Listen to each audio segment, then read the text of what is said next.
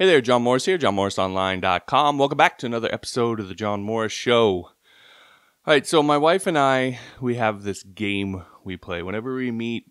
So whenever we meet someone new or, I don't know, just certain situations, I often get some sort of impression about the people we meet or the people we see. So, for example, maybe it's a married couple, and I'll get this sense that they're really unhappy and that they might get divorced at some point in the near future. Or maybe it's that they're pregnant and they're not telling anybody, they don't want anybody to know, but for some reason I'm able to pick it up. Or sometimes it'll be about kind of like someone's character. Maybe it's that everybody who meets the person will be like, oh, that's a really good guy or whatever, and I'll be like, I'll get this impression like there's something not right there. Or maybe it's the other way where everybody will be like, well, that guy is kind of an a-hole.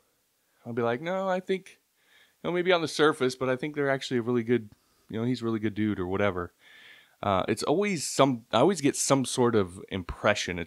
It's become kind of this automatic thing for me. So there's always something like that whenever we kind of meet new people. And so the game we play is, I'll have this impression, I'll tell my wife about it, whatever it is, and then we'll wait and see whether or not it actually turns out that is true or whatever. And surprisingly, I get it right more often than not. Matter of fact, the other day I had a funny example. We were watching that show, Cooks versus Cons, on Food Network. And if you haven't seen the show, basically they have four people come on and cook for them, two of which are actual cooks that work in a restaurant or whatever, actual chefs. The other two are cons. Basically, they'll be a lawyer or a doctor or something, but they just kind of are into cooking on the side. And so the judges on the show, part of what they do is figure out who's the cooks and who's the con, and they make guesses or whatever. So anyway, at the beginning of the show, they do these little spiel things. They're almost like these little kind of bio things. Each one of the four people that's on the show will kind of tell their little thing. And so this lady came on, and as soon as she finished her thing, I told my wife, I said, she's a con. And it's like, she's a school teacher or something related to working with kids, but she works with kids. I'm sure of it. So we watched the show, and sure enough, it turns out that she was a con, and she was actually a daycare provider is what she did. So she did, in fact, work with kids. And it was just the way that she said what she said. It wasn't really what she said. It was just the way that she said it. It left this impression with me that she works with kids and she does it extensively, and she's not a cook full time. So now I bring this up because I believe this is something that's actually really important for web developers, because we often talk so much about the technical side of things and everything that you need to know and do on that end, but there's this whole other skill set that involves dealing with other people, and in particular dealing with clients or bosses, customers, whoever you happen to be building stuff for. And that people side of things is often much more important than the technical side in terms of getting and keeping work.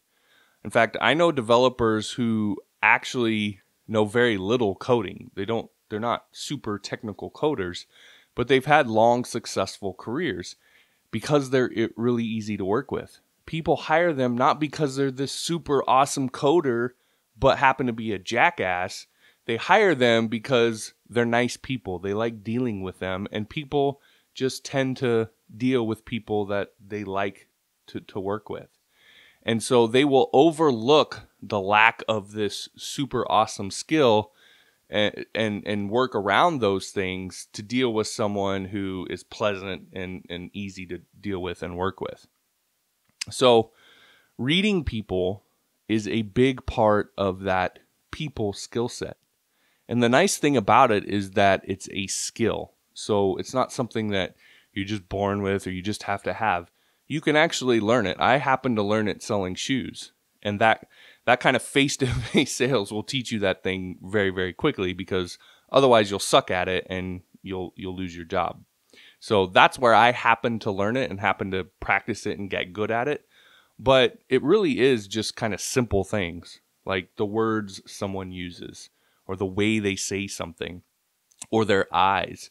Or sometimes it's the way they seem to be overcompensating for something. So maybe they're acting really, really, really nice, and you also almost get this sense like it's a little fake. Maybe there's something deeper there.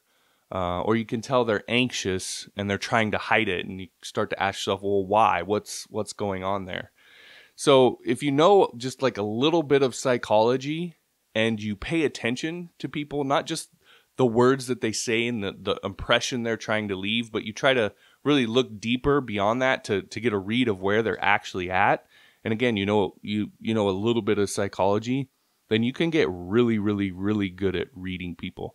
Again, I had to do that when I was doing face-to-face sales in order to read the customer right in front of me and know whether or not I was on my way to making a sale or if I needed to correct course and do something different.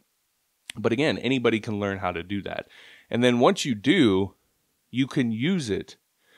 Use it to make your clients extra happy because you are talking with them and you get a sense that something's off. And so you dig into it with them and you figure out that there was this one thing that was really bothering them. And now that you know that, you're able to fix it really simply, and that makes them super happy or whatever it is, right? You can use it to really make your clients extra happy. So they'll leave you good reviews. So they'll refer other people to you. So they'll come back to you for business in the future.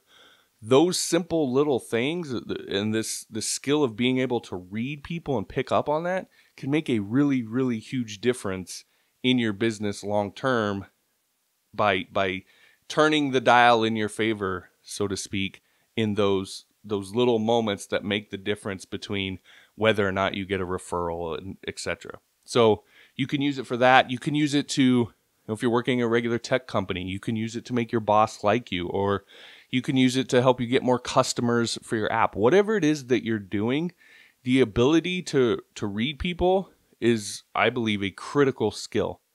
It's a skill that's going to allow you to really master the people part of things and really be someone that others look to, that they like working with, they like dealing with. And again, anyone can learn how to do it. So take that for what it's worth today. It's just something that popped into this crazy brain of mine. I actually had a situation last night. In fact, I can't actually go into the details of that one. It's a little more nefarious, but I had a situation where involving a family member where I had an impression about something, and turns out I found out last night that it was true. So just kind of popped into my brain today. So wanted to throw that out there again. Take it for what it's worth. All right, so that said, let's get down to a little bit of business. So just a few days left on Udemy's $10 sale. Again, I've been mentioning about this in past episodes. So if you want to get in on it, you're going to need to do that quickly before it's gone. Getting the discount link is johnmorrisonline.com/May.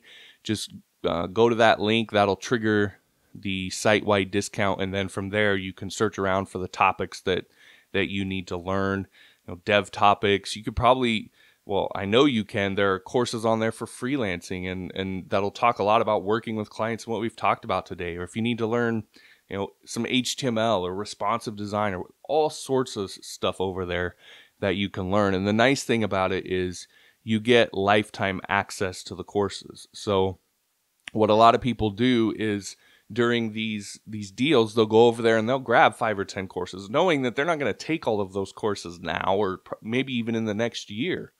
But they have the course there so that when they get to that point where they're ready, they need to learn that skill, they've got it, and they only had to pay $10 for it instead of then having to go find it and pay $150 or $200 for it, whatever. So it's a good time now to just grab them up and put them in the bank for when you need them. All right. So, all right, that'll do it for this episode. Again, thanks for watching. If you haven't yet, be sure to subscribe. The button's around here somewhere, and we'll talk to you next time.